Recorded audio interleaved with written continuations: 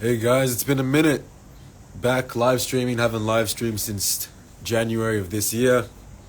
My team requested that I do more frequent live streams, so I wanted to jump on, answer any questions, see where everyone's at, see if I can provide some value. Got Chimmy here, we got Albin here, we got Alvi here today, posted up in New Zealand, got the nice view. My boy Yadu, he's chilling on the couch recovering. He's just killing shit right now. What's good, Albin? Good to see you, bro. But yeah, it's good to be up here. We just smashed out season 4 yesterday. Very intense. That was easily the most difficult shoot to record for. Albin, I'm good, man. How are you? Good to hear from you. How's Europe right now? I hope you're doing well. And yeah, it was intense. It was definitely the most difficult shoot to kind of prepare for. We've been preparing for New Zealand since November last year, maybe even October. But we just kind of wanted to push the curve a little bit more, expand it to AP, APC, create systems for business in a streamlined and ups. Jimmy, first of all, I hope you're doing well. It'll be cool to link up in March, April, see how you're going. Love seeing what you're doing with DJing, but let's answer your question. So there's three methods of managing time, at least from a business perspective, from what I've learned. The first thing is managing communications. The second thing is managing projects and tasks.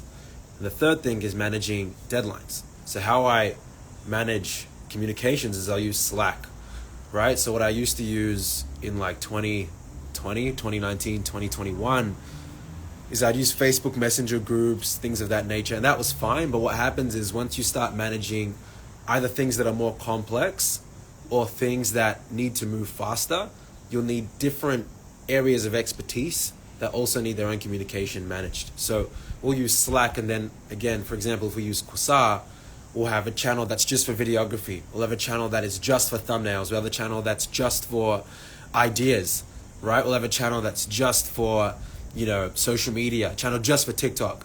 And that allows communication to flow and there to be kind of less kind of friction and allows things to move faster. And then we'll have another software that's just for projects and another software that's just for timelines. Albin, are you looking to expand into more countries with Quasar Central episodes? So, short answer is yes, but probably not in the way that most people think. At least my personal aim, there's 4 of us that run it. Yes, I'm the majority shareholder, but there's 4 of us that run it, so we kind of have to come to consensus with ideas. But the goal is to expand around Australasia. So Australia, Asia Pacific. Now, I'm not going to reveal too much of that because obviously part of what's helped us grow is having that mystique. But I would not be surprised, I'll put it this way, if over the next 1 to 1.5 years, all of Asia Pacific knew who Quasar was.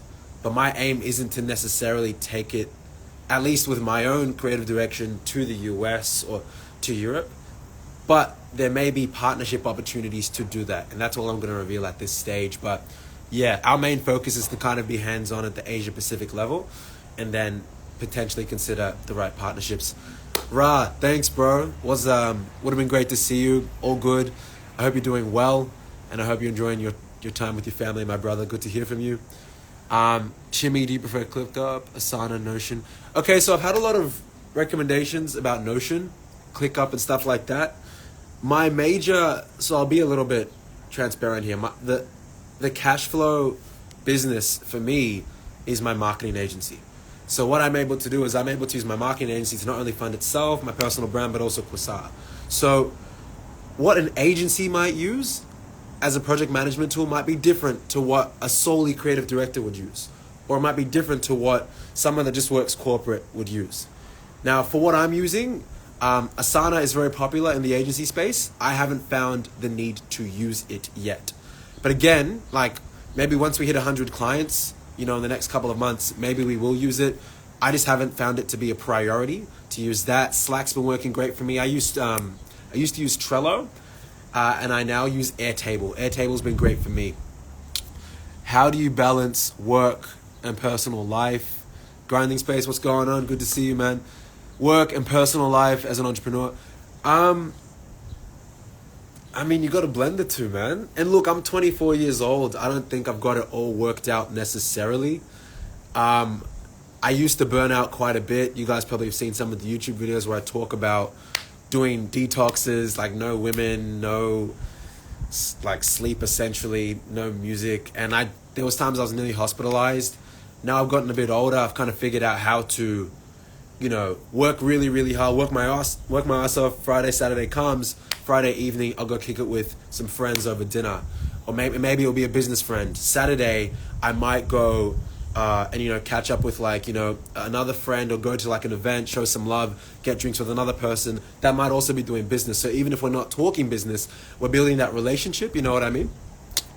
Agency. Yeah, so Chimmy, Airtable is what I use to manage projects. But again, to be honest, I probably could use it a lot better. I don't think I'm using it to its full capability. You just have to figure out what works for you, because some people are going to be maybe the free-flowing type. For example, shout out to WMG and Yadu. He uses WhatsApp for a lot of his clients.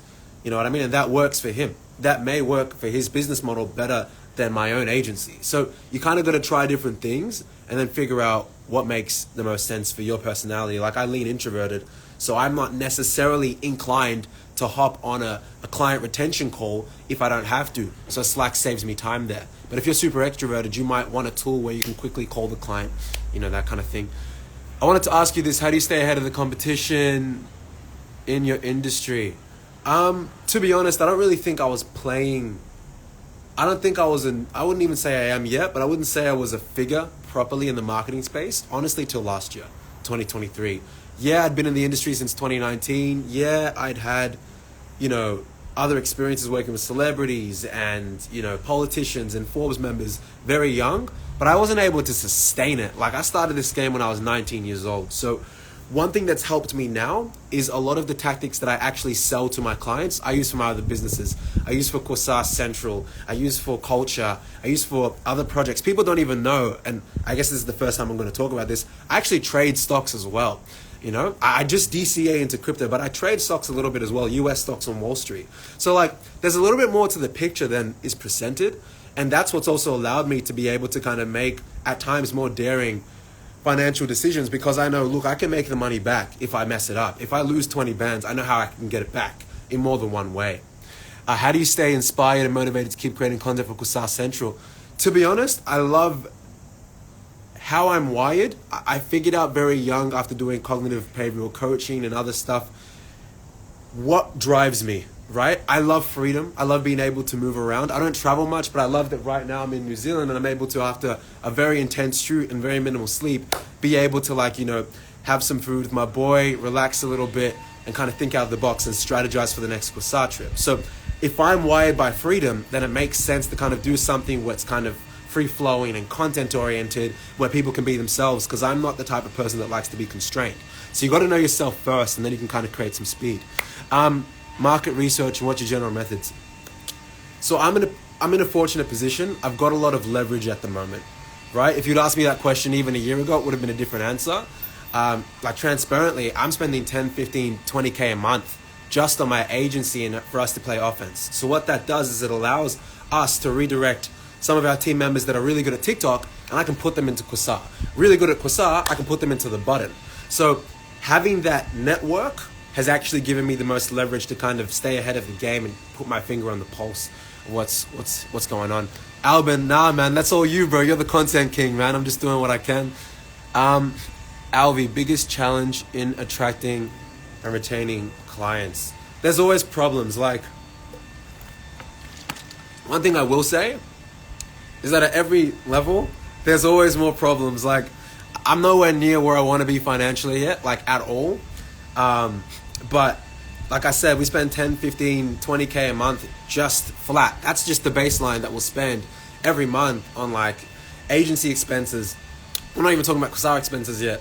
So in terms of retaining and attracting clients, it's understanding that because I am playing so much offense on the back end, it is in my best, it's in my best, knowing to actually continue to go out there and cold call and door knock and reach out and, do ads. Because in order for me to keep playing offense at this level, I need to be playing offense publicly and forthrightly on the front end as well. So that's what keeps me incentivized when it comes to attracting clients. In terms of retaining clients, that's something that I think I've only gotten a lot better at, again, transparently in the last 6 months.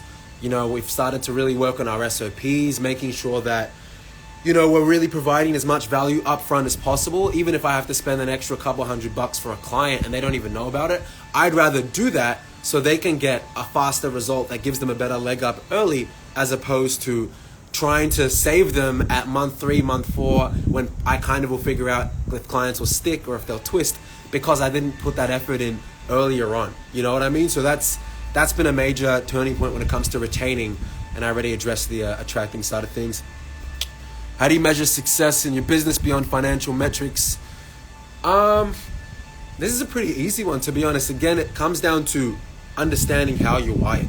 So for me, I'm freedom oriented, right? So knowing that I'm 24 right now, maybe by 26, 27, 28, if God wills it, I can hopefully sell my agency for, like a really big figure, and then be able to use that liquid and ingest it into a more creative business model. Like, that is something that would drive me. So like, in terms of success, if I know that, all right, my agency is providing me with more flexibility to live my life the way I actually want to live it in the second half of my 20s, then, that's a pretty good, successful business metric for me. And I think, and I'd argue that that's probably one of the key metrics for me personally, at least. Good questions, guys. More questions than I was expecting. Stay motivated. I think everyone has things that have triggered them in their childhood or in teenage years or in different parts of their life that they might have healed from, but still drive them. I was bullied a little bit at 12, 13 years old. I used to be a chubby kid, and then I was an extremist, and I went from chubby to like borderline anorexic in like a year and a half to 2 years. I've also played basketball in the States, so I've seen how people kind of operate over there and what the American dream looks like and what it's like when it's built into your character, right?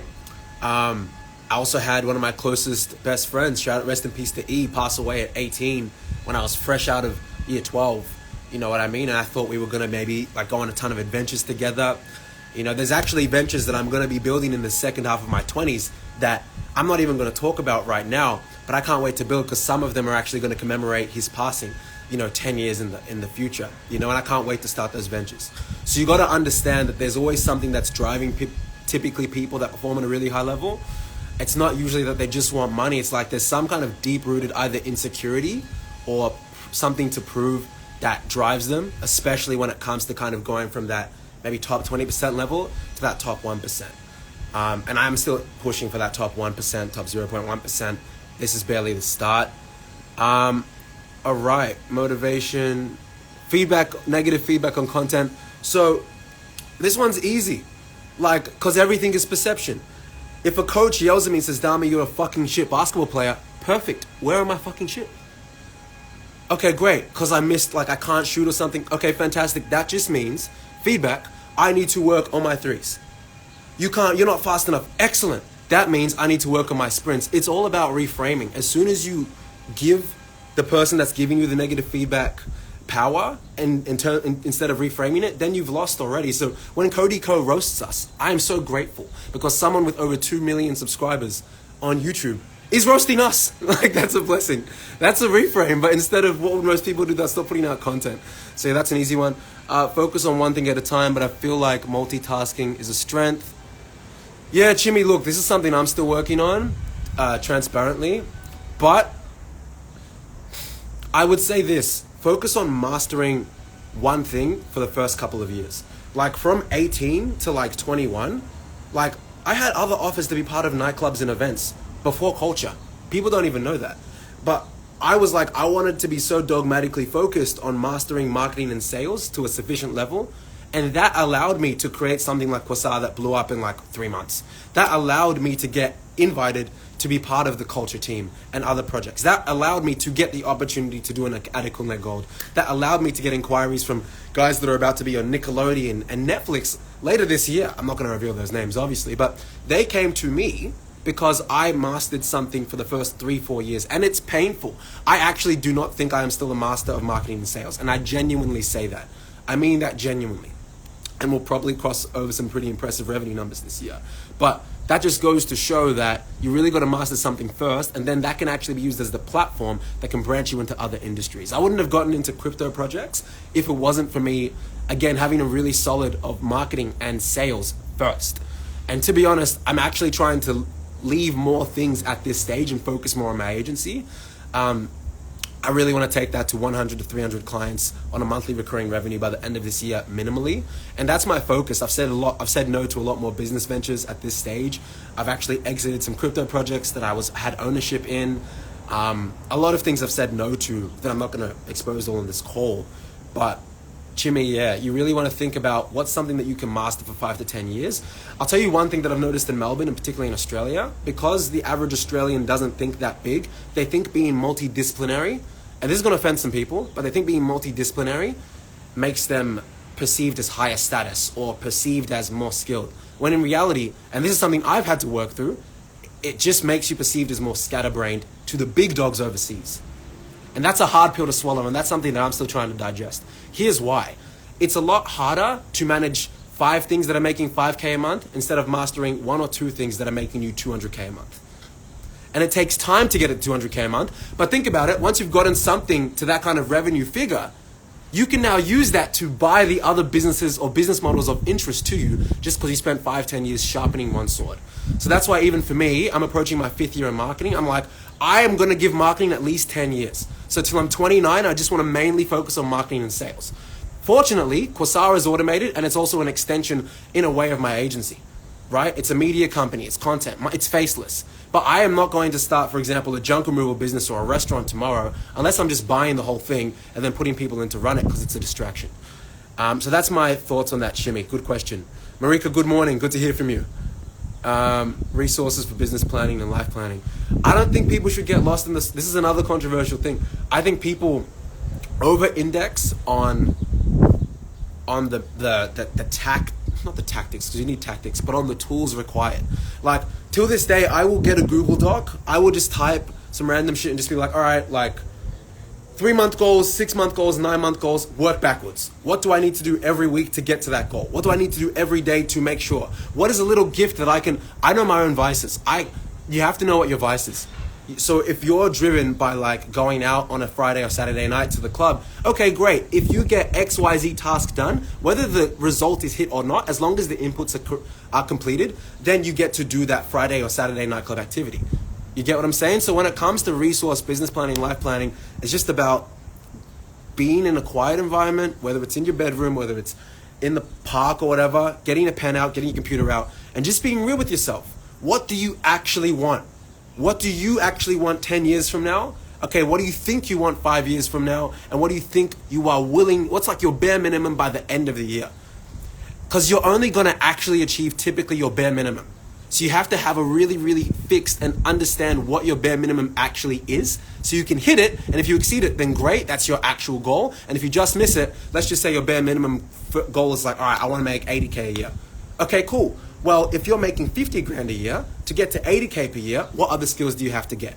It's very simple, but the simplest things are very difficult to execute because it means you have to say no to so many other things. And that's really hard, especially for people like us that are in our 20s and 30s and late teens. It's really hard to say no to things because there's so much creativity and options. But, the reason why, CB has as many clients as it has, the reason why we're in New Zealand right now and we just finished season 4, the reason why we're kind of have a team of 5-6 full-timers and now like 15 to 20 people just in the agency is because, to be honest, in the last 1 to 2 years, I was like, you know what? I'm going to say no to more things. I'm actually going to try and achieve mastery in this thing. That's why I'm going to give my agency at least another 5 years just in the marketing and sales sphere until we're at least doing 8 figures a year, minimum, right? And that's an audacious thing to say, but it's just like, it's just there for the taking. Just because one is focused, you can definitely achieve that goal. You know what I mean? How do you approach hiring? And dude, to be honest, man, I'm still new to this hiring thing, bro. Like, I am still learning so much about hiring. I've made so many painful mistakes. Last year, I talked about this in one of our videos. Last year, October or September, we hired an operations manager. They were awesome. They ended up leaving after a couple months. Basically, long story short, their husband got made redundant, so she had to get paid more. I couldn't afford her anymore. We lost like $10,000, $15,000 in revenue like the next month because like we just had such a, and that's probably where I messed up because like maybe I put too much onus on. We have an ops manager now, great. Like anyway, we made the money back. I just was like, all right, I'm just going to 3x the amount of cold calls that I have to do. Like I'm just going to jump into the business. But you know, I'm still learning about hiring. But one thing that I can tell you, and I learned this from Ty after being at Ty's mastermind in December last year in Sydney, hire people that are curious, not just people that are skilled or have potential. And that's been helping me a lot in terms of retaining the kind of caliber of people that we want in our team. Because the curious person will be willing to do above and beyond what the skilled person or the person that already is in the industry will ever do. Because they'll know what your expectations are. So that's one thing that I guess you can kind of learn in terms of hiring a team. Building a strong team culture is something that I do have more experience in. Because, and I say this all the time, the character of the leader influences the culture of the people. Guys, I make sure, whether it is Quasar, whether it is my agency, that if I'm going to ask someone to do something, I've either done it before or I'm willing to do it or I've been in their position before. Because that makes them respect me more. If I want to hire a salesperson, if I haven't closed let's just say at least a couple $100K in recent revenue doing this skill, why should I expect someone that wants to get paid 50, 60, 70 grand a year? Why should I expect them to respect me if I haven't even closed at least 10x that they're getting hired for? Right? It's just disingenuous. Now, obviously, you can't always do that for every skill. For example, like I've worked at 2 SEO agencies. I've been fired from both of them when I was like 19, 20, 21. These are the stories that people don't hear. You know what I mean? Because I wasn't good enough at the time, right? But you see, I can at least speak to the SEO manager and be like, look, I've been in your industry. I've actually been fired twice from them. I only really started hiring and closing people in this field by the time I was 22 because I was competent enough to actually sustain that skill in that environment. That's why you should work with me, because I've got all these clients that are ready to work with you. You're the expert. I'll pay you double the average salary, blah, blah, blah, blah, blah. So you have to be competent. You can't fake leadership. So if you're a new leader, understand that it's going to hurt like a motherfucker for the first first years, but it's only going to get harder and you just get stronger. Like this recent Quasar shoot in New Zealand, guys, like from an organizational standpoint, this is our first international shoot. Our head of social media got stuck in Dubai. Our head of content creation in TikTok had a passport and visa issues last minute within the 2 weeks before the trip. Our videographer got sick. He ended up pulling up because he's a G. He's sitting on the couch right now. But like, leadership is when everything goes wrong. How do you genuinely face it and still get the job done? This shoot was probably 20 to 25% away from completely not happening. But I was like, we just have to make it happen. I arrived 3-4 hours before we were on set. I had a 45-minute nap. I said, let's go. I created backup episodes for there's 3 different types of content formats that we recorded yesterday, and you guys are going to love it. They'll probably pop more than usual, because I think they're actually more entertaining. But these 3 backup episodes were created on the flight to New Zealand.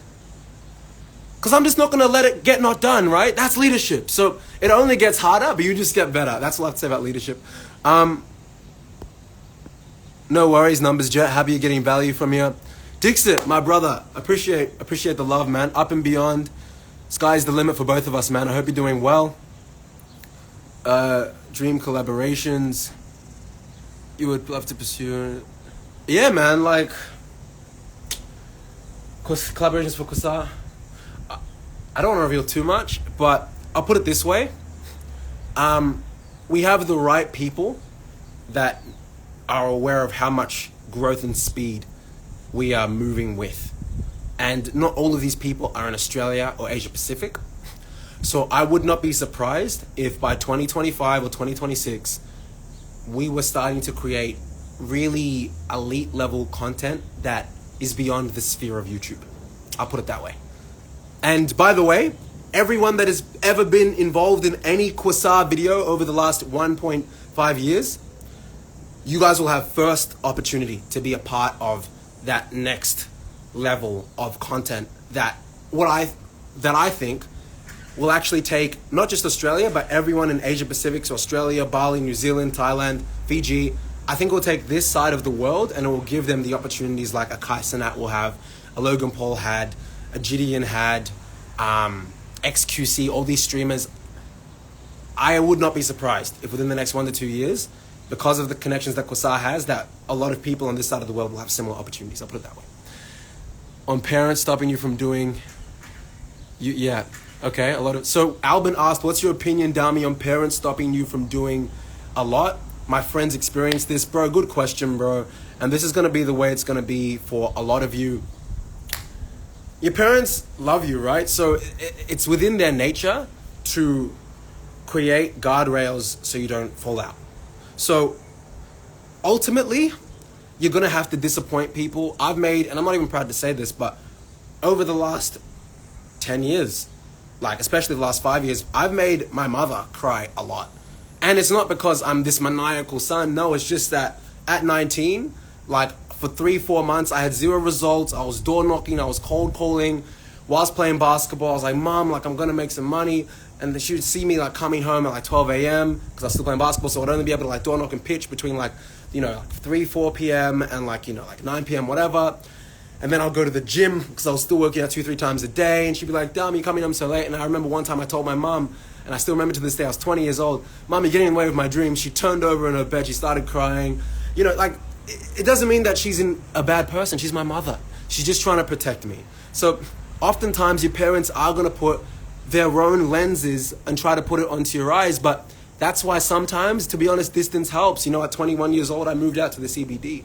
And I didn't even have $3,000 in my bank account back then because I lost pretty much all the growth that my agency had. Less than $3,000. I actually didn't have a job. I just got fired from the first SEO agency that I mentioned earlier in the live, right? So, but I was like, I have to get out. And it wasn't because I didn't love them. It's just like I needed a change of environment. And you know what?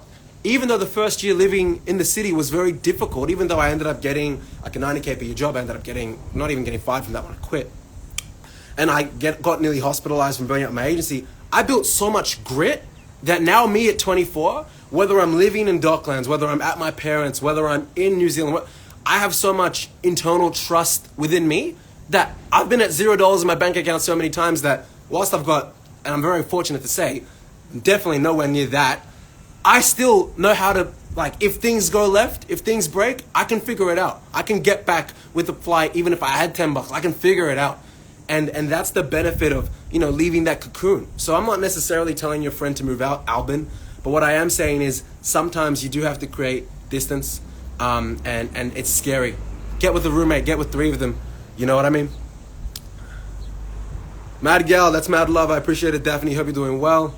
How do you maintain a healthy work-life balance from Alvi?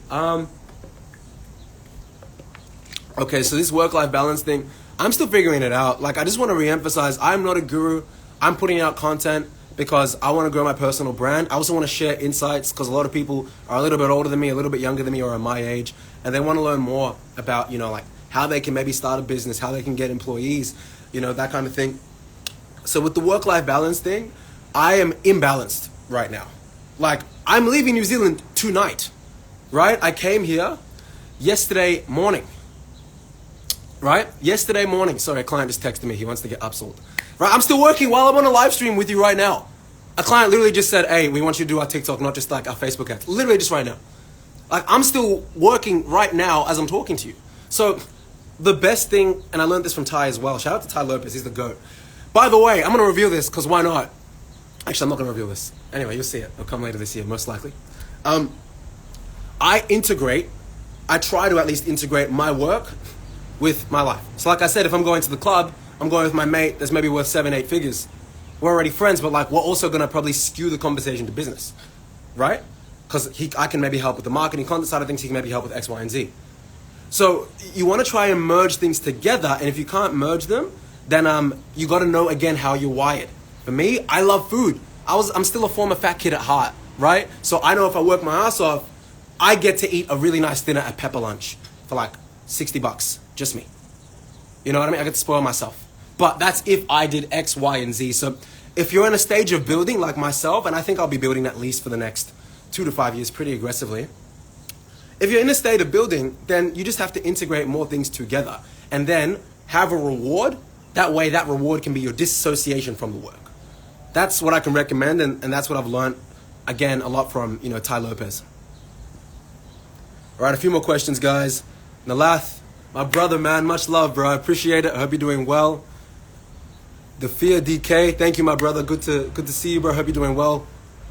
Well, shit with the content as well, man. You're pushing that shit right now. Is AI helping your team grinding space? Yeah, bro. Of course. Like, AI, and Ty mentioned this at his conference, is likely to get 600 times stronger by 2026. So, for me, I use it to help me make better decisions. So if I'm like, all right, I want to hire this person or this person, similar IQ, similar skill set, similar experience, and maybe there's just some little slights that I can't ascertain again because I've only been a real manager of people for 3 years. If I'm being real, like a proper, and maybe even less, a real manager of people for maybe 2 years, like an actual manager. So I will use ChatGPT's, not infinite intelligence, because, at least I'm Christian. God is the only one that has infinite intelligence, but it's artificial intelligence, digitally omnipresent, to be like, all right, I should pick this person or this person, give me an answer, gives me the reasons why, great, decision made, done. Unemotionally. Because we're human, no matter how robotic people think, or illogical or logical they think they are, we're still human. So we can't see our blind spots, so I'll use ChatGPT not just ChatGPT, but AI to help me automate decision making. I also use it to help my team be better. But to be honest, we could use it way more. Like I said, I'm spending a lot in admin and like in ads and that kind of stuff. I reckon I could probably shave off $2,000 to $5,000 a month in expenses with AI. But again, I'm still working on using and learning how to use the tool better as well. For Lamir, hi brother, hope you're doing well. What's good? All right, a few more questions, guys. I'm hungry. What's the biggest challenge you faced last year in 2023? A ton, man. We'll step away from the personal stuff, at least on this live stream.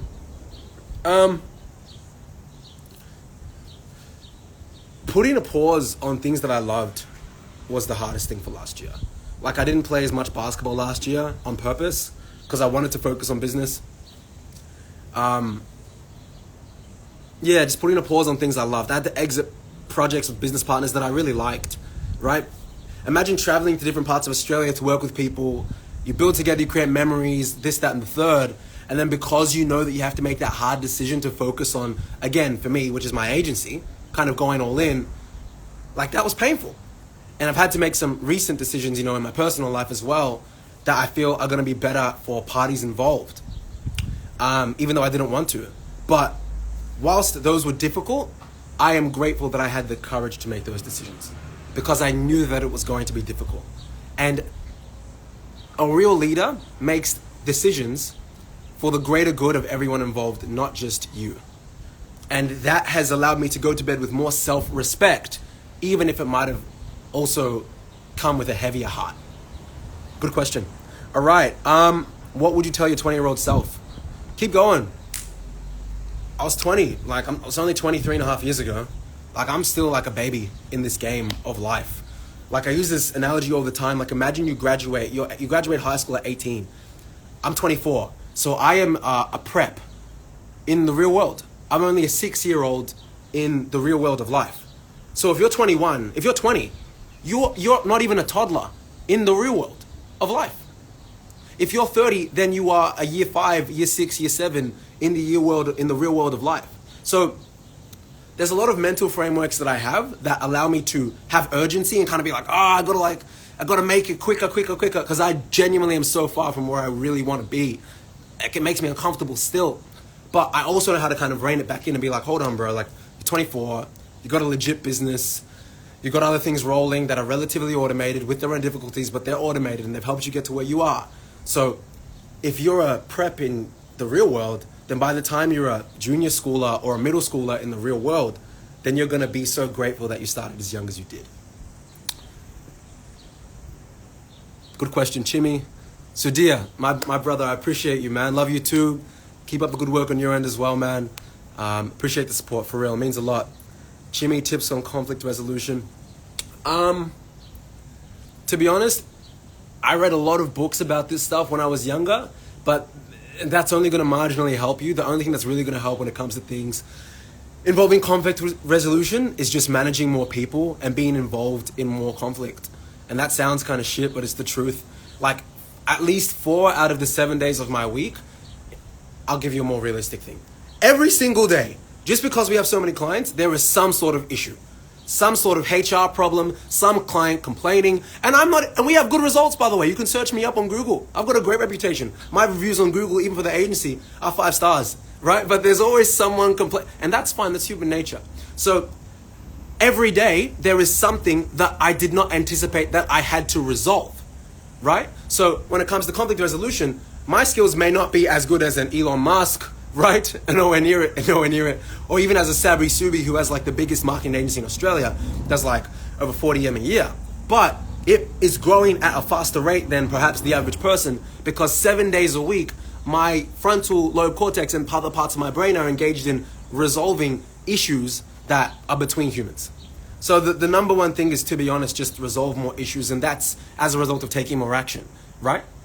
That's the real answer. Because I could give you something like, oh, stay quiet and listen more. But like, we all know how to, most people that, you know, have an average intelligence know to do that. Everything else, to be honest, is experienced, or you'll have to get around a mentor. So someone that's 10 years, 5 years ahead of you, and just like shadow them, pay to shadow them. Like I took me and my brother up to meet Ty and do his private master. So we did his gold package. As soon as I saw it, within 24 hours, I bought it for me and my brother. I said, we're going to Sydney. I didn't like that I had to spend 3, 4, 5 grand like that, but I understood that the ROI on that was going to be so much more than the 3, 4, 5 grand, because I was able to get in a room with a guy that's worth multiple 9 figures and shake his hand and ask questions. You get what I'm saying? And there were other people that were also willing to do the same thing. These are the things that people don't really discuss. You know what I mean? Like, even when you're starting to get some traction, there's always someone at a higher level. A lot of the guys in the events and the nightclub industries in Melbourne have mentors. So, you know, that's one thing I need to get better at. I need to get better at getting more mentors around me. That's something that I genuinely need to focus on, and I probably will focus on probably in Q2. So probably once I get back to Melbourne later tonight or tomorrow, I'll probably have to think a bit more about that, because I know the power of that. And I'm not even using that to its fullest extent. All right, a few more questions, guys. Yeah, bro, Albin, you got to quit. You quit football last year. I get it, bro. Like, that's being a man. Like, especially if you're like me and you want to be an extremist. Like, for me, and shout out to Abi Akintola. Like, he's a basketball, like, GOAT. You know what I mean? He's playing at a high level in Division 1. He's a family friend of mine. You know, he was roommates with some roommate with an NBA player back in the day. I'm not going to disclose the name. Me and him had a conversation before I put basketball on pause. And we were both of the mindset where it's like, either make NBA or don't play. And I'm yelling right now because, like, not everyone wants to be very black and white. And I'm not saying that they should. But if you, again, you have to know yourself. I am an extremist. I would not be doing Quasar, being 100% real here, I would not be doing Quasar if I genuinely didn't think that me and my team could genuinely make it work. Because I wouldn't waste their time. I'm not just here to be like, oh, like, let's make some like videos and like have fun. Like, nah, we'll make videos, we'll have fun. But I also want every cast member to potentially have the opportunity for a Cody Ko or an Aber and Preach, or for Kai Cenat, or for some of these guys to be like, whoa, this guy's entertaining. Let's put him on. Otherwise, I'm wasting their time. A lot of these guys will quit, will take the day off work to come and attend our shoots. And they already have a lot of following sometimes. You get what I'm saying? So for me, when it came to sports, it's just like, I'm either like planning to make the NBA, which means I am quitting business stuff. See? And I'm going on, or like, I want freedom. So I got to put it on pause, and anything that doesn't align with freedom, I got to stop that as well. Industry trends, well, AI, obviously, but also it's just like keeping your foot on the pulse, finger on the pulse. Like I listen to DJ Academics. Like if you guys are in the hip hop podcast community, like I'm sure you'll know who DJ Academics is. I'm staying tapped into culture at all times. A lot of people, because I'm like a bit of a nerd and like a marketing geek, like they don't understand how tapped in I actually am into like hip hop trends, Afrobeat trends, just like trends in general, R&B, like alternative rock. Like I'm keeping my finger on the pulse weekly, watching different media outlets from females and guys, what's popping, what's not, why is that not popping, and then I'll use AI to be like, okay, why did Sexy Red pop off? Why? Why does she actually pop off? Why is that trending? What are the reasons why? What can I learn from this? Like, it's almost like you have to be so meticulous in understanding where culture is going. That way you can kind of have like a multifaceted creativity and you can think spherically instead of linearly. And if you do that week after week, day after day, year after year, guys, no competition. And if there's competition, then you smoke them. Because compound effect is real. Alvi, you're a G. I appreciate your work. Alvi, by the way, guys, is one of the best social media managers in the whole Asia Pacific region. If you know, you know. That's all I'm going to say. So shout out to Alvi. That's it, Marika. You got to have commitment. But you know, more than commitment, you got to have real desire. You can't really fake desire. Because commitment will get you... There's people that work corporate that are committed. They're committed to their job for 10 years. But because they don't know where their desire really lies, they can't redirect that commitment correctly. Right? All right. I'm enjoying this. 3 more questions. Chimmy, what's your thoughts on dating as an entrepreneur?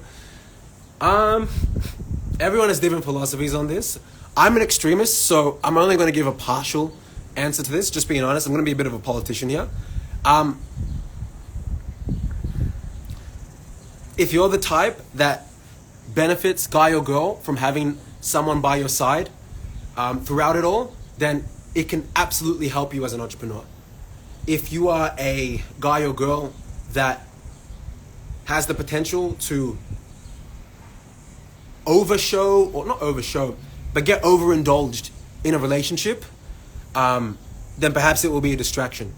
I think a lot of people tend to be in the middle. I think a lot of people benefit from having someone by their side that, you know, wants to see them be their best self.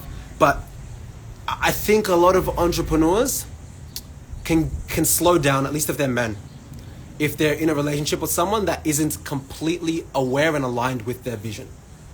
Now, I've been in fortunate situations. I am definitely very lucky. My last relationship, like, that girl was incredible. And she's probably going to watch this, to be honest. Absolutely incredible. I actually still love her very much and I care for her. Because she understood where I was at, the time I was in, and where I was going. So it was a very symbiotic relationship.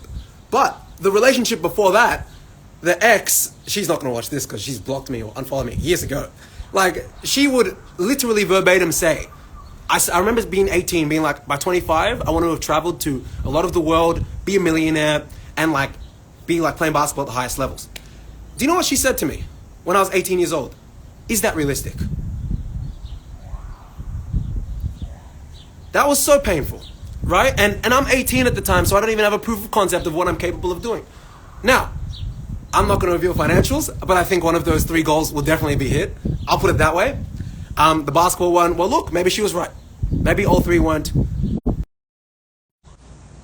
Maybe she was right partially. But I needed someone at 18 that was fully...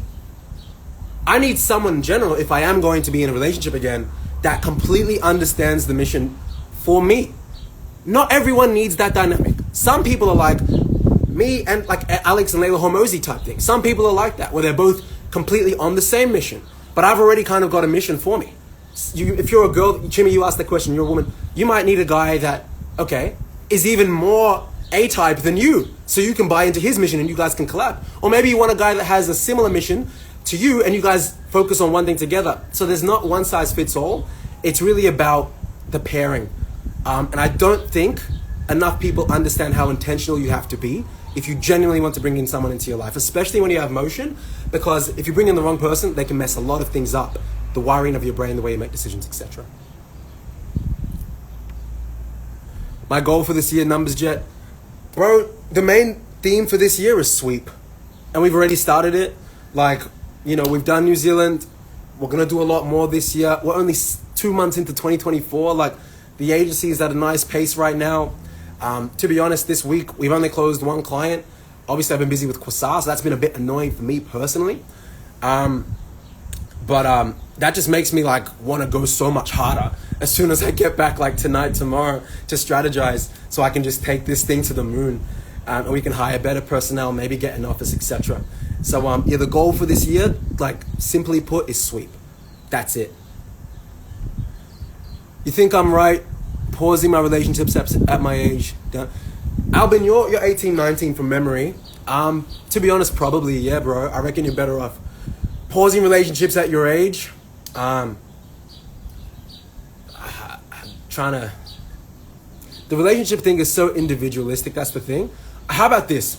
If you're a young man, I don't think you should be in a relationship until you are completely or relatively convicted on the path that you want to go down for the next 5 years at least. I'm not going to say 10 years, but I reckon 5 years, because at least you'll have a strong enough direction. You might be a musician. I really want to become the best rapper in Melbourne. Okay, cool. That's your legitimate thing for the next 5 years. So she can see you progressing. And she's not going to be doubtful if you're switching your mind every 2 seconds. Maybe the next 5 years you want to become a millionaire, or you want to make 6 figures a year in corporate, and you're just starting your entry. Cool. Then you have direction. So I reckon don't start really dating until you have conviction in the direction that you have for the next 5 years. That way, if things fluctuate, at least the North Star is easy for her to see and for you to see. All love, Chimmy. All love, Albin. Okay, cool. Well, look, I'm going to end it there. Guys, I hope you enjoyed this. I'm going to be doing more lives. Maybe not all the time with this kind of view. But yeah, I appreciate your support. I got you back. We're in this together. A lot of you guys that asked questions are in your teens, 20s, or 30s. Guys, we're still toddlers, infants, children, teenagers in the real world. Let's fucking do this shit together. Much love. Peace out. Peace out. Bye-bye.